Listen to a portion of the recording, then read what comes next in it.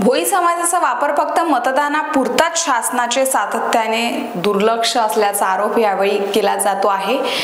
यवतमाळमधून आपण बातमी पाहतोय। राजकारण हे समाज हितासाठी असायला पाहिजे, परंतु राजकारण हे फक्त स्वहितासाठी केले जात आहे असे चित्र सध्या पाहावयास मिळते। याच प्रकारची परिस्थिती भोई समाजाबद्दल पाहायला मिळते। लोकसभा, विधानसभा, नगर परिषद, पंचायत समिती, जिल्हा परिषद, ग्रामपंचायत निवडणुकीच्या काळात मतांसाठी भोई समाजाकडे मोठ्या अपेक्षेने पाहिलं जातं। मात्र निवडणूक संताच या समाजाकडे शासनाचे आणि लोकप्रतिनिधींचे दुर्लक्ष होते अशी खंत आता व्यक्त केली जात आहे।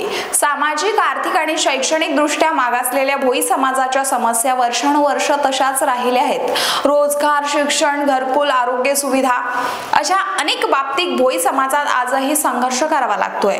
विविध राजकीय पक्ष केवळ निवडणुकीपुरते आश्वासनं देतात, पण प्रत्यक्ष कृती दिसत नाही। भोई समाजाला फक्त मतदार म्हणून पाहिले जाते, निवडणुकीनंतर कोणीही मागे वळून बघत नाही अशी भावना आता भोई समाज बांधव व्यक्त करत आहे। नरेश राऊत, यवतमाळ।